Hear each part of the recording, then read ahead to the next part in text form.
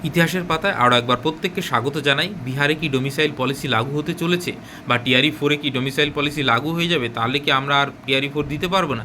এই ধরনের প্রচুর প্রশ্ন কিন্তু আমার কাছে আসছে। দেখো, একটা বিষয় পরিষ্কার বুঝতে হবে যে বিহারের একটা অংশের ছেলে মেয়ে তারা ডোমিসাইল পলিসি লাগু করার জন্য দীর্ঘদিন থেকে আন্দোলন করছে। এর আগের বছর আন্দোলন হয়েছিল, তোমরা সেটা জানো। এইবার এটা খুব স্বাভাবিক ব্যাপার, তারা চাইবেই তাদের রাজ্যের চাকরি তাদের হাতে থাক। এবার বাইরে থেকে লোক এসে কেন চাকরি করবে? এই ব্যাপারটা কিন্তু বিহার সরকার যে ভাবেনি সেরকমটা নয়।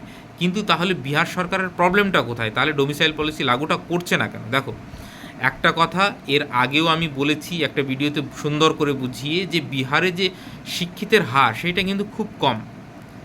এইবার সাক্ষরতার হার যেহেতু কম, হায়ার এডুকেশনে মাত্র 0.81% কিন্তু হায়ার এডুকেশনে বিহারের ছেলেমেয়েরা রয়েছে।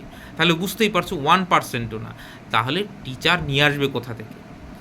এবার নীতিশ কুমারও চায় যে তার রাজ্যের ছেলেমেয়েরা চাকরি পাক, বাইরের ছেলে মেয়েকে কেন চাকরি দিতে যাবে? সেখানে তো তার ভোট ব্যাংক নেই। কিন্তু এইটা বাধ্য হচ্ছে কারণ তাদের ওখানে যোগ্য শিক্ষক নেই। বিশেষ করে সায়েন্সের সাবজেক্টগুলোতে বা 11-12-এর যেগুলো সাবজেক্ট সেগুলোতে টিচার পাওয়া যাচ্ছে না। এবার এরকম করে নির্দিষ্ট করে কখনোই বলা যায় না যে সায়েন্সের জন্য ডোমিসাইল পলিসি, না আর্টসের জন্য বা প্রাইমারি আপার প্রাইমারির জন্য ডোমিসাইল চালু করব, 9, 10, 11, 12-এর জন্য ডোমিসাইল চালু করবো না, এরকমটা হয় না। সেই জন্য কিন্তু ওপেন করতে বাধ্য হয়েছে, কারণ জানো বিহার প্রচুর শিক্ষক নিয়োগ হয়েছে। এত পরিমাণ শিক্ষক যদি ওয়েস্ট বেঙ্গলে নিয়োগ হতো তাহলে কিন্তু আর কোনো যোগ্য ছেলে মেয়ে বসে থাকতো না।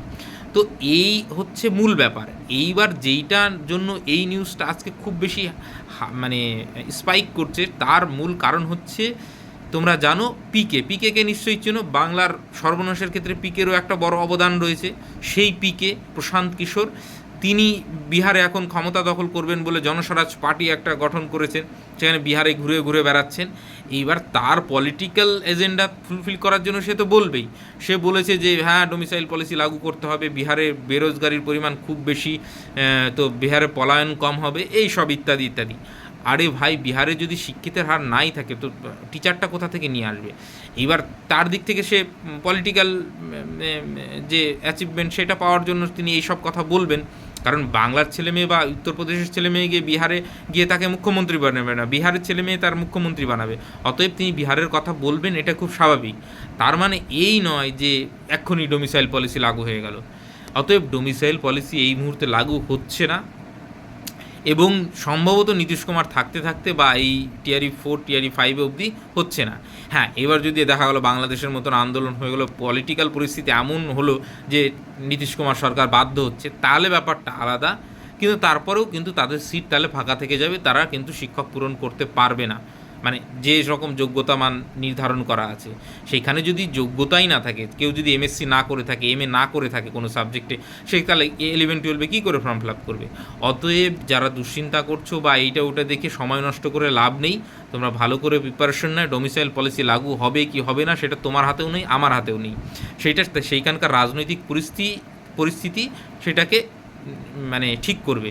অতএব আমাদের হাতে যেটা রয়েছে প্রস্তুতি নেওয়া, এবং টিআরই 4টাই ধরো তোমার হাতে রয়েছে, এইভাবে প্রস্তুতিটা নিতে থাকো এবং টিআরই 4-এর জন্য তোমার চাকরি হয়ে যায়, এইটুকু আশা নিয়ে এবং এইটুকু মনের বল নিয়ে প্রস্তুতিটা শুরু করতে থাকো। নেগেটিভ ভাবার কোনো জায়গা নেই। যদি পরীক্ষা হয়ে যায় সেপ্টেম্বর-অক্টোবরে, তখন তুমি কি করবে?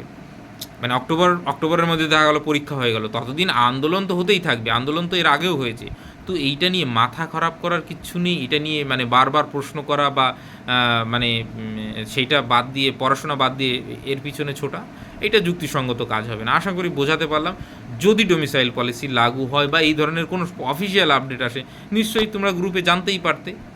তো এইরকম কোনো বিষয় নয়, তোমরা প্রস্তুতিটা নিতে থাকো এবং ধরো যে এই টিআরই 4টাই তোমার লাস্ট চান্স, তারপরে তুমি চান্স পাবে না। অতএব সেই মনোভাব নিয়ে কিন্তু তোমরা প্রস্তুতিটা নাও, এবং অক্টোবর-নভেম্বরের মধ্যেই কিন্তু পরীক্ষা হয়ে যাবে, এবং আমাদের সঙ্গেও যুক্ত হতে পারো। সেখানে আশা করি অনেকটা হেল্প হবে। সো নিচে লিঙ্কটা দিয়ে দিচ্ছি, আমাদের গ্রুপের সঙ্গে যুক্ত হতে পারো ফার্দার যে কোনো আপডেটের জন্য। আপাতত সকলকে অসংখ্য ধন্যবাদ।